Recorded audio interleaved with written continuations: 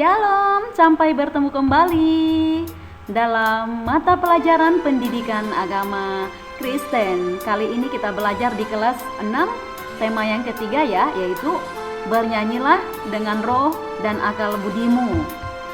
Pastinya dalam pendidikan agama Kristen dan budi pekerti. Masih bersama saya dengan Ibu Rista Lumbantoruan. Kita akan segera memulainya. Untuk itu yuk ambil sikap yang sopan, sikap yang hormat, tunduk di hadapan Tuhan. Kita akan memulainya dengan bernyanyi, memuji, memuliakan. Kita bernyanyi lagu Semesta Bernyanyi. Ibu harap semua sudah tahu lagu ini ya. Yuk kita bernyanyi. Alam raya menyanyikan kemuliaannya, cakrawala memasyurkan karya tangannya.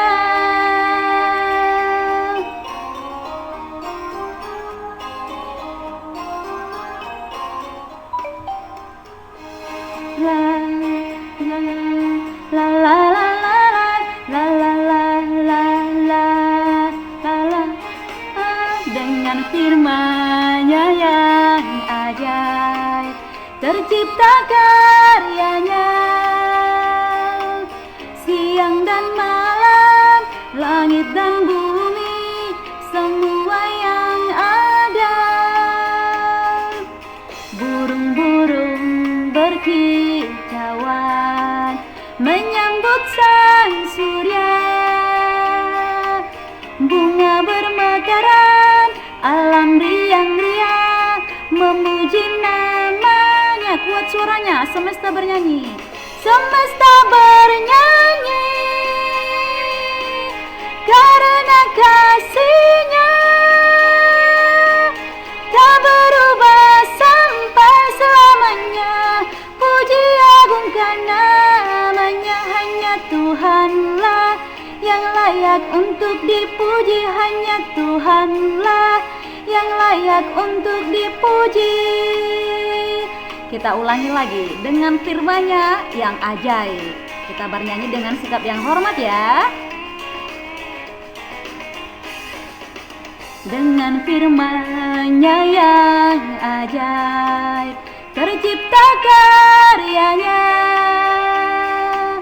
siang dan malam, langit dan bumi, semua yang ada. Burung-burung berkicauan menyambut sang surya, bunga bermekaran, alam riang-riang memuji namanya. Semesta bernyanyi karena kasih-Nya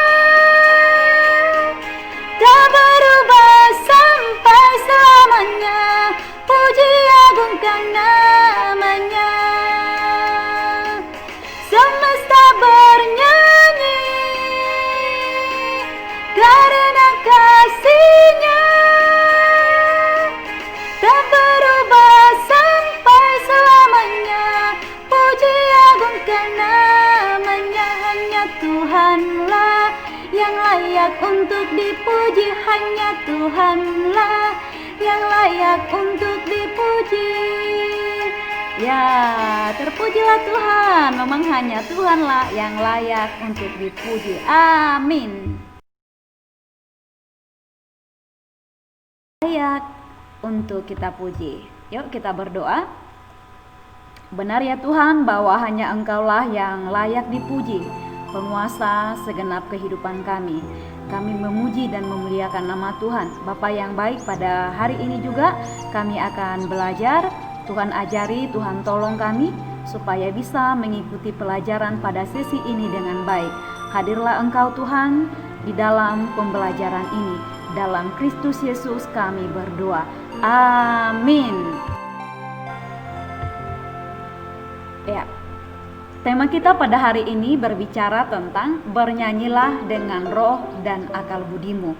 Kalau di pertemuan sebelumnya kita sudah belajar tentang ibadah di dalam Kristen. Dan unsur-unsur ibadah itu salah satunya adalah nyanyian. Nah, untuk pertemuan kali ini kita akan fokus belajar tentang ibadah, yaitu nyanyian. Jadi pembelajaran kita hari ini adalah nyanyian dalam ibadah Kristen. Sebagai pendahuluan, yuk kita sama-sama membaca Alkitab dulu.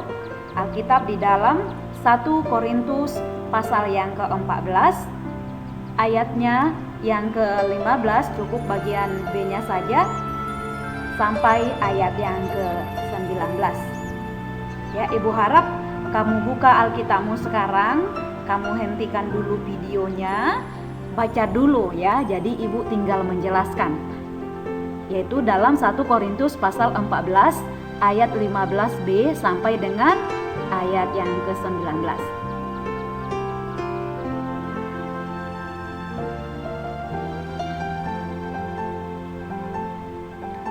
Nah, kalau sudah selesai, Ibu tinggal menjelaskannya. Apa itu yang telah kita baca?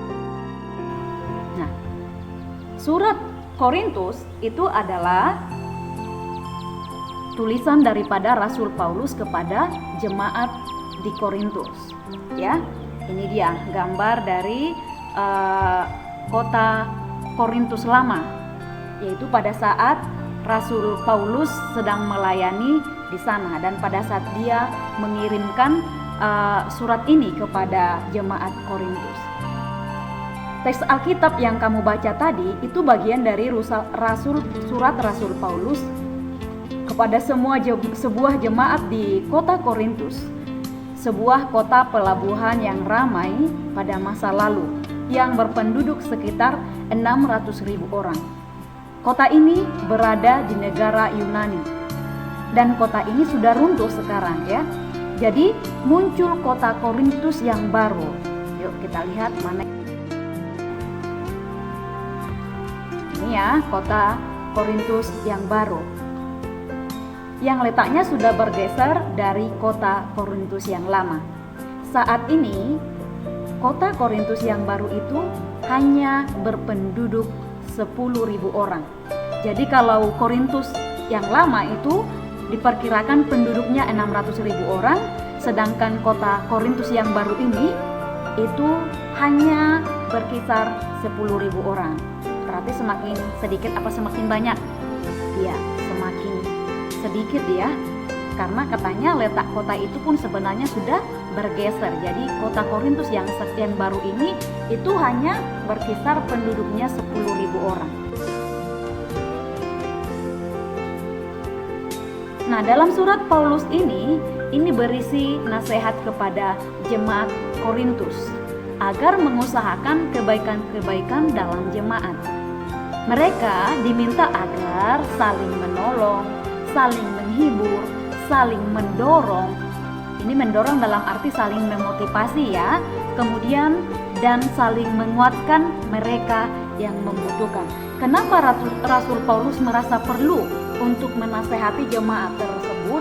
Karena ternyata pada waktu itu katanya banyak jemaat-jemaat di Korintus hanya sibuk mementingkan satu karunia dari Allah, yaitu karunia berbahasa roh, yaitu berkata-kata dalam bahasa asing yang sebelumnya tidak dipelajari lebih dahulu. Padahal menurut Paulus, karunia itu bukanlah karunia yang utama. Tetapi rupanya jemaat Korintus telah melebih-lebihkan kepentingan karunia bahasa roh dalam ibadah umum, sehingga mereka mementingkannya lebih dari karunia yang lain. Apalagi mereka menjalankannya tanpa penafsiran. Mereka bangga jika bisa berbahasa asing dalam ibadah.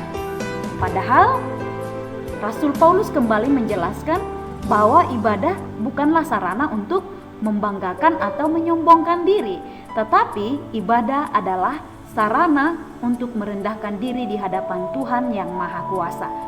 Paulus berusaha memperbaiki penyalahgunaan karunia itu dengan jalan menunjukkan bahwa bahasa roh tanpa penafsiran sama sekali tidak menguntungkan dalam ibadah umum.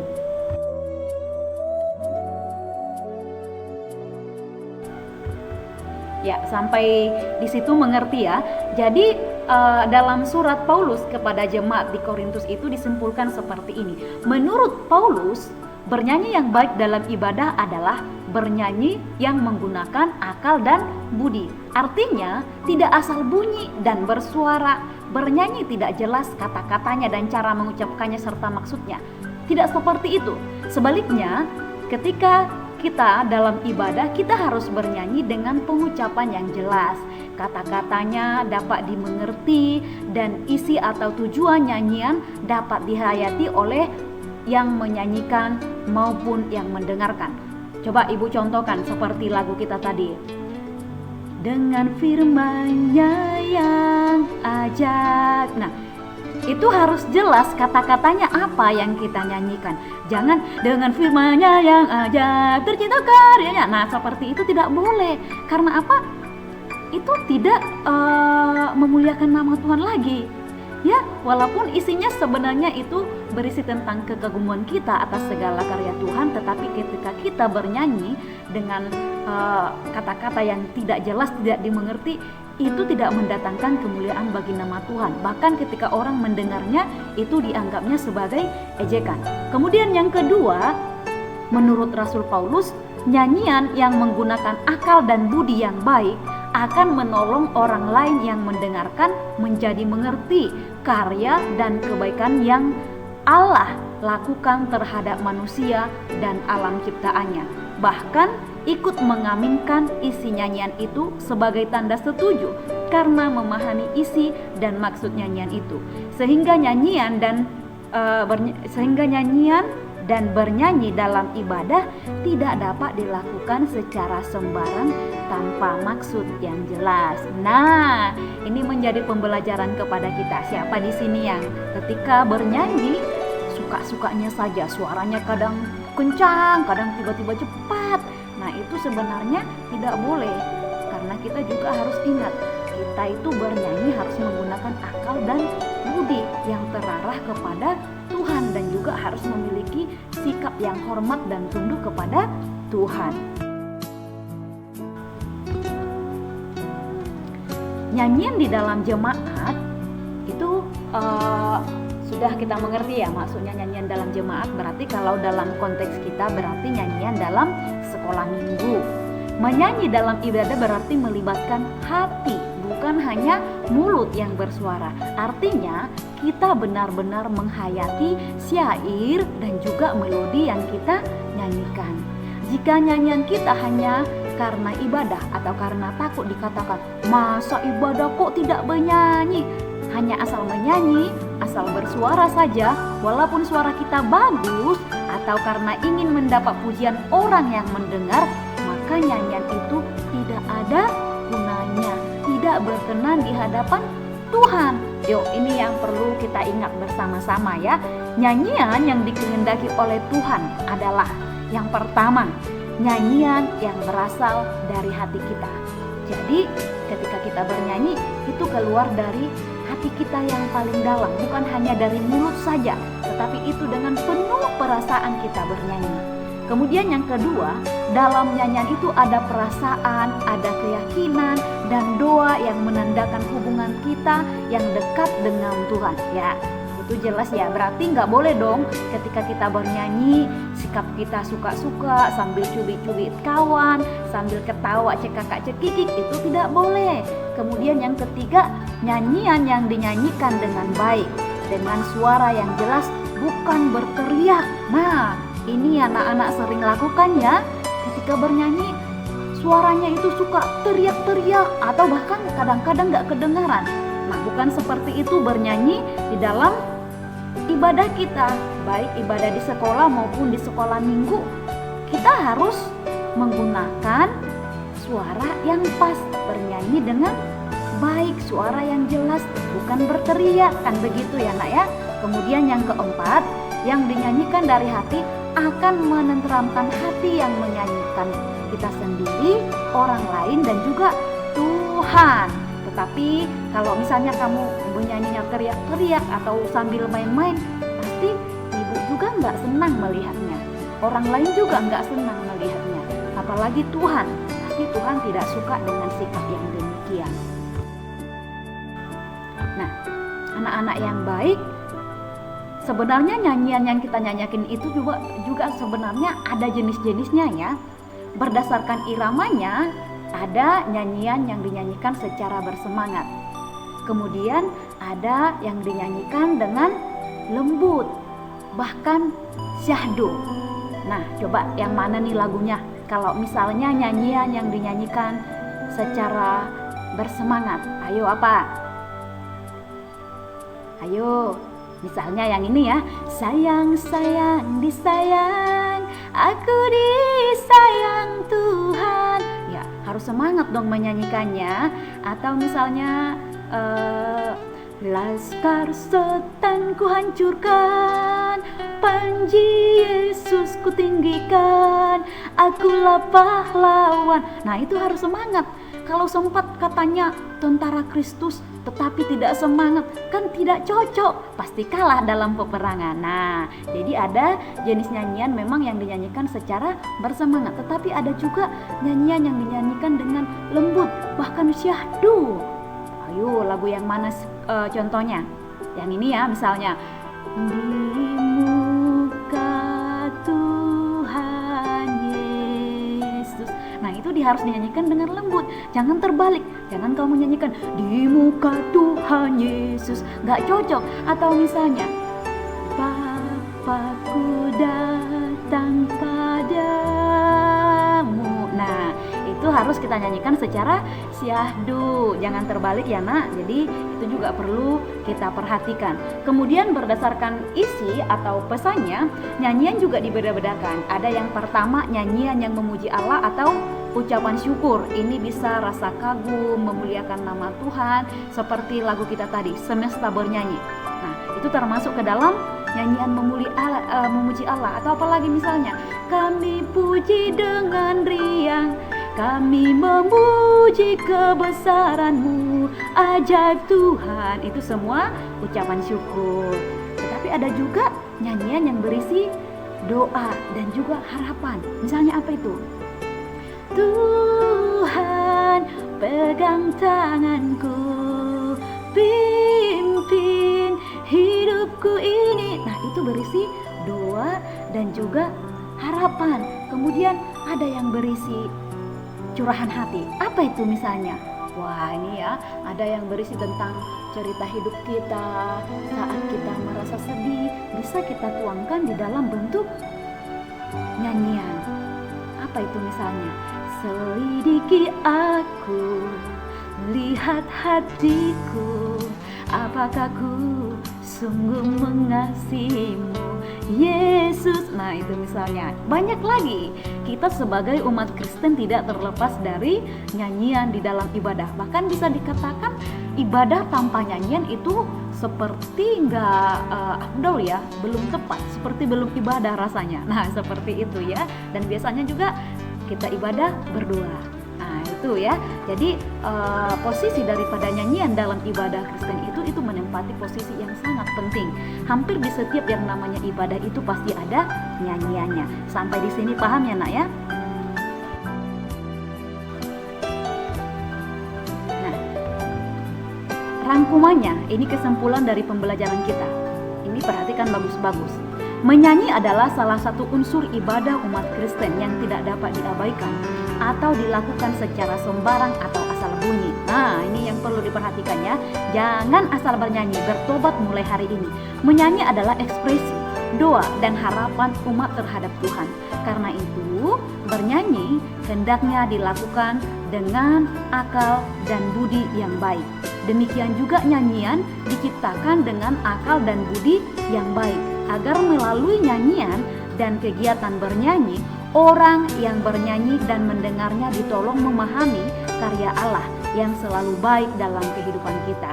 Jadi anak-anak, ketika kita bernyanyi itu bukan hanya menguatkan dan memulihkan kita sendiri, tetapi itu juga mendatangkan dapat juga memulihkan orang yang mendengarnya.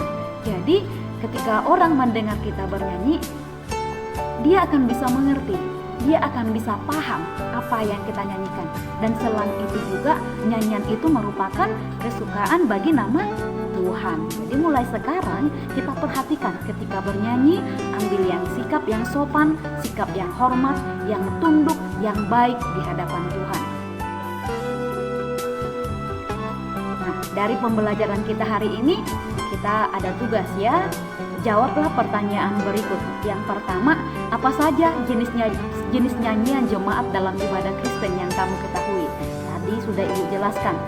Yang kedua, seperti apakah bentuk kata-kata dalam nyanyian ibadah Kristen yang kamu ketahui?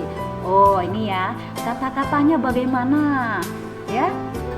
Yang ketiga, apa yang harus diperhatikan dari sebuah nyanyian jemaat?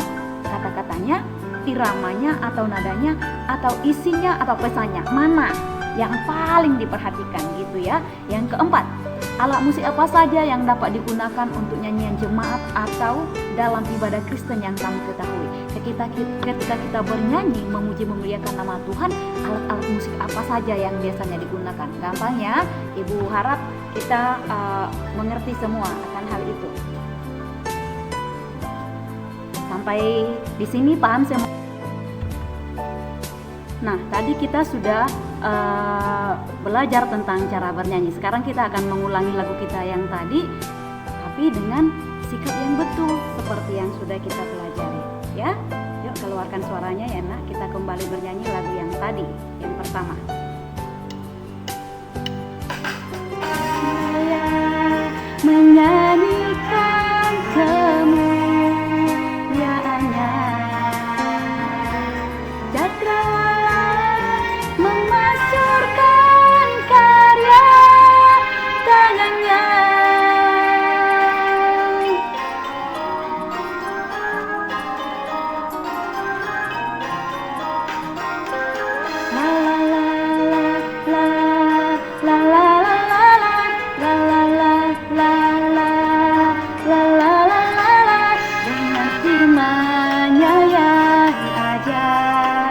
Tercipta karyanya,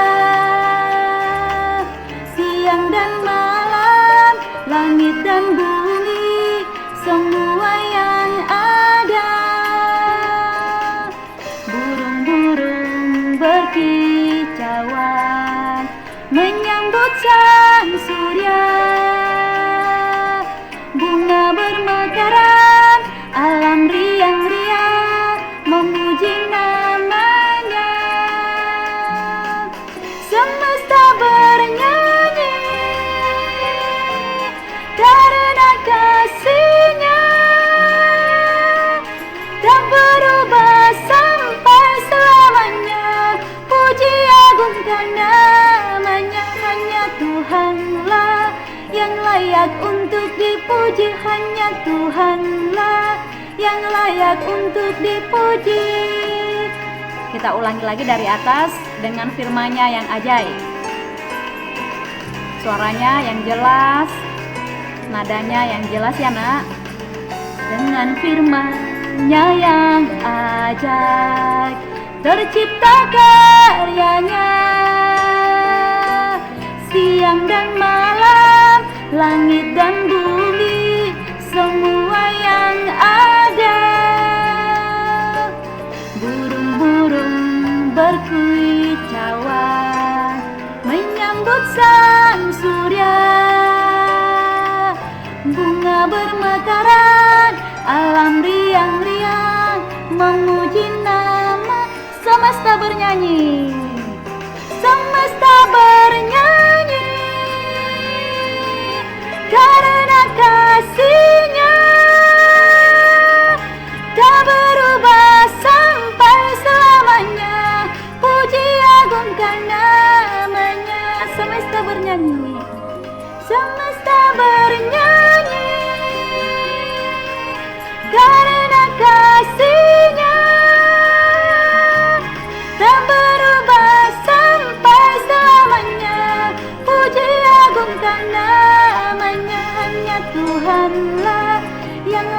untuk dipuji, hanya Tuhanlah yang layak untuk dipuji.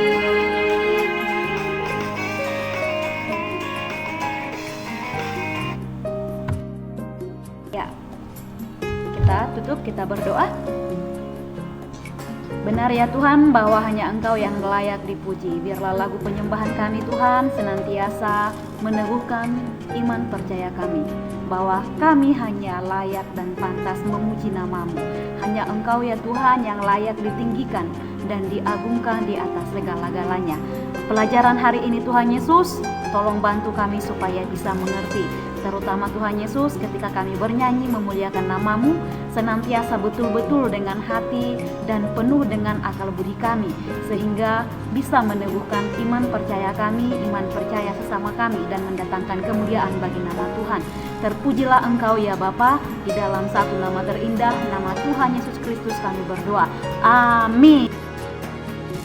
Sampai di sini pembelajaran kita semuanya. Sampai bertemu kembali di video pembelajaran selanjutnya. See you next time video. God bless you. Bye bye.